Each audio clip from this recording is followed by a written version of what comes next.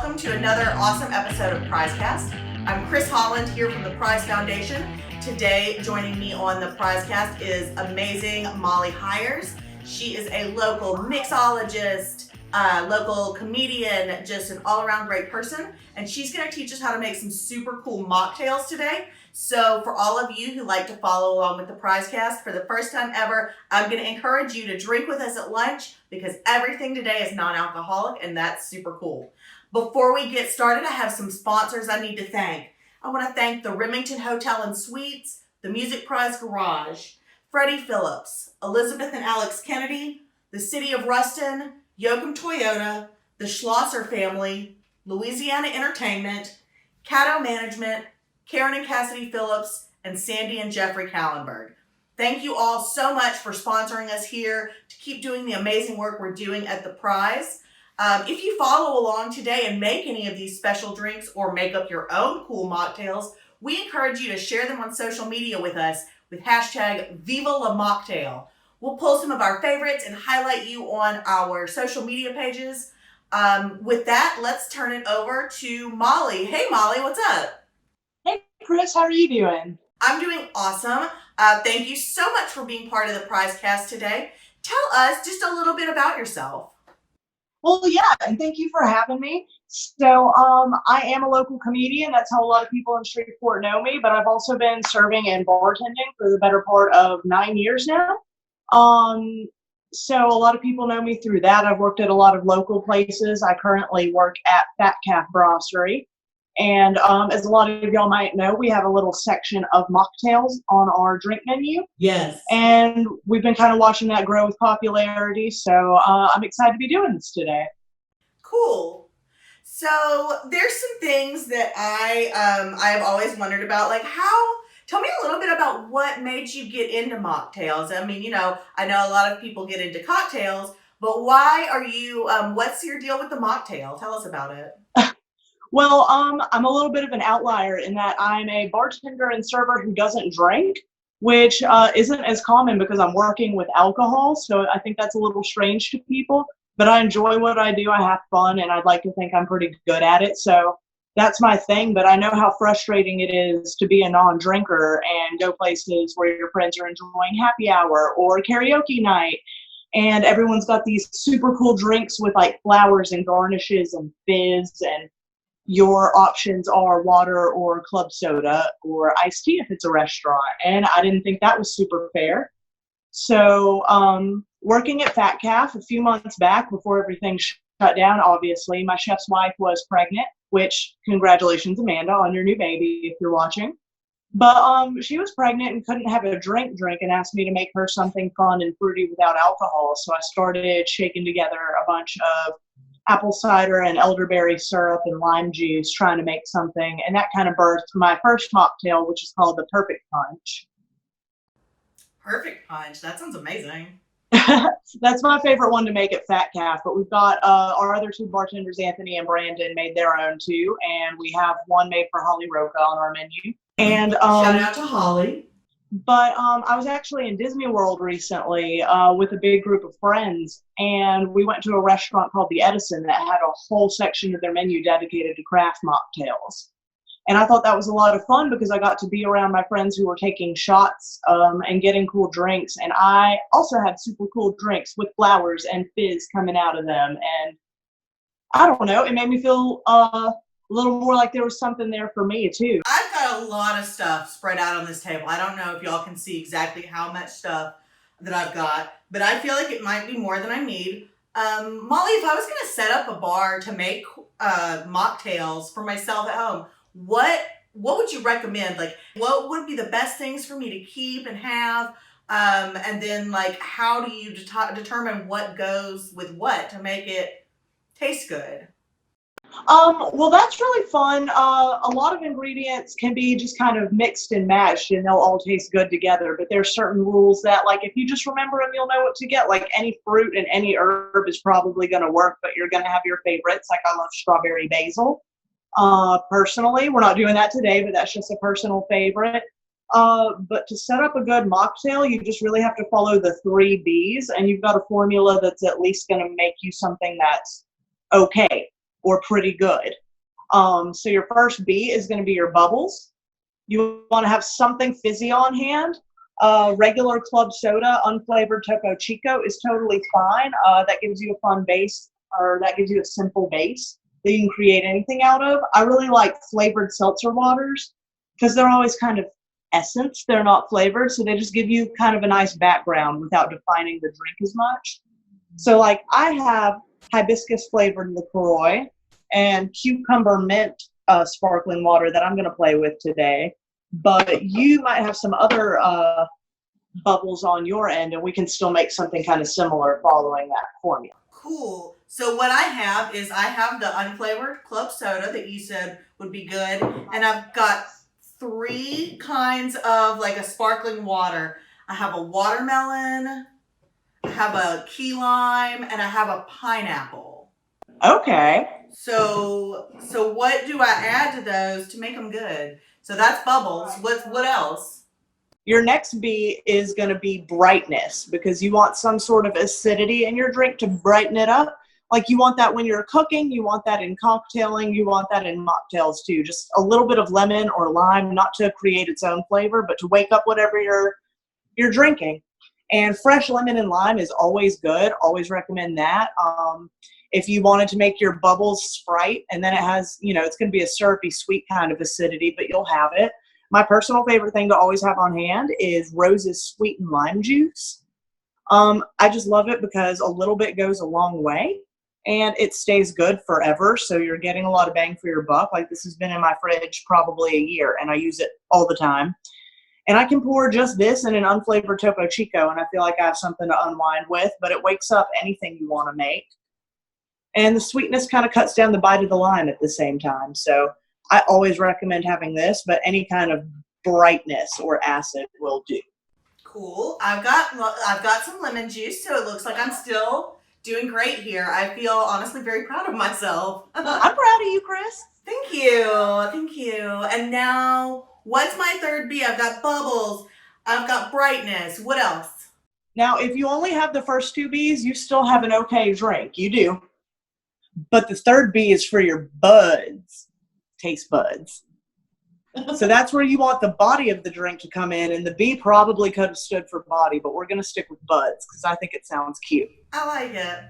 So the body of your drink could be anything. It can be whatever kind of fruit juice you have lying around the house. I like cranberry juice just because I love cranberry anything, and it's good to me. I love pineapple juice because I'm a dork. I like to shake anything with pineapple juice, and it comes out kind of foamy and frothy, and I get excited about that.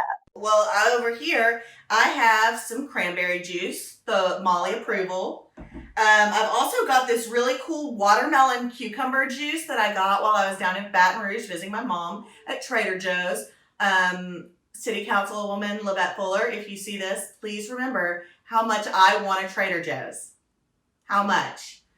And then yes. And then on the other side, I have this super cool hibiscus syrup that I got from my friends over at Beep. But we're not going to talk about where this came from. We're just going to drink it. Well, thank you, friends over there. We appreciate that. So what you make with your hibiscus syrup, I'm going to be making with my raspberry cordial. But that's going to show kind of the versatility. We can use different kinds of cordials and different kinds of seltzer waters, but we're still ultimately using the same formula to create different drinks. So. Well, that all sounds so cool that I want to make a drink right now. Okay. So I had an idea when you were listing your ingredients. I really like the sound of your watermelon seltzer for your bubbles. Okay. And some of that watermelon juice for your body. And we're going to put just a little bit of lemon in that. And I'm going to follow along with my hibiscus flavored bubbles.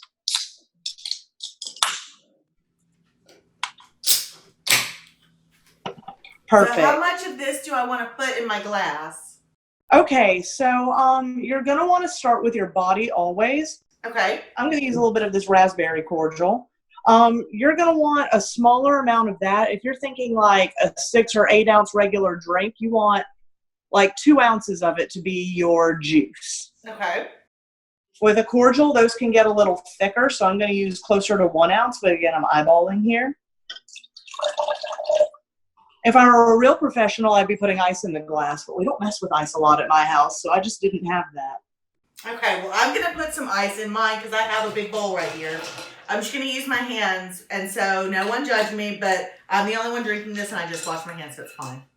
So you have a watermelon cucumber flavored thing going on, so I'm going to muddle a little bit of fresh cucumber into mine so that it's a little bit closer to what you have, but that just shows you can get it flavored a certain way or add fruit. You can do both and be extra. It's easy to have fun with.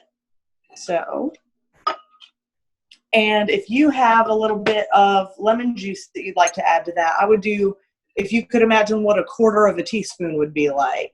Okay. Your acid, you don't want a lot because it's not the flavor of your drink. It just adds something in the background. So I'm going to take my Rose's sweetened lime juice and do closer to like a half teaspoon. But that's all you need. Okay, a little sploosh of lemon, little sploosh of lemon. Little sploosh.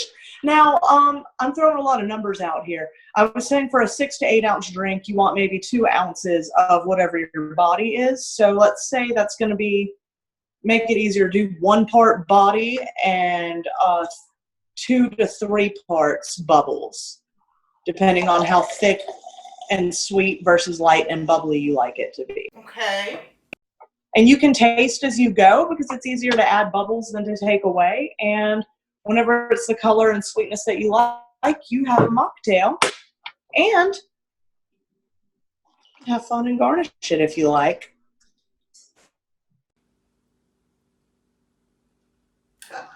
Look at it, it's so pretty. It's so cute. Cheers. Cheers. So what we've done is you've done watermelon seltzer water. How is it? That's heckin' good, Molly. I would drink that so all day. Mine. So you did watermelon seltzer with watermelon cucumber juice. And I smashed 2 little cucumbers down up in the bottom too because I'm fancy. Perfect. So I did hibiscus bubbly water with raspberry cordial for my juice, and we both did some muddled cucumbers. And again, I have a muddler right here just because I'm a bartender and I own stuff for work. But if you don't have a professional muddler, which you don't really need, use a spoon. See, Kris has a wooden spoon. It's just to smush stuff with. You can smush with anything in your kitchen. It's to your heart's desire. So cheers on that. Cheers on that one. All right. So I feel like these are really cool and fancy and things that I can make at home. If I were going out, like if I go to Fat Calf, I can just use your cool mocktail menu and get something amazing that you've already come up with. But what if I'm going to, like, I don't know, one of our favorite local dive bars that sells pizza until 6 in the morning? What's some things that I could ask for there that maybe they could easily make without having to be like, wow, you want me to muddle fresh lime and lemon at 2:30 in the morning with all these drunks? So, the easiest cocktails to like make virgin that you'll find anywhere. And what I like about these two is that I don't feel like I'm losing anything cutting the alcohol out of this drink, because like trying to make an old fashioned with water instead of bourbon is just depressing. But there are a few drinks that can lose the alcohol and don't lose their enjoyment factor for me, and you can get them anywhere. My first one is going to be a Mule, which for anyone who's not familiar, you know, the original is the Moscow Mule. It's served in a copper cup, and that's just vodka, lime juice, and ginger beer. Ginger beer is non-alcoholic. It's another type of bubbles that I really enjoy. It's got a lot of flavor and body and spice on its own, but it's a little bit sweet. So that with the lime juice, you've got your body, your bubbles, and your brightness all in there, your buds. So if you just take the vodka out of that, you still have like a full standard mocktail. And you know, it's a Moscow Mule if there's vodka, and it's a Kentucky Mule if there's bourbon.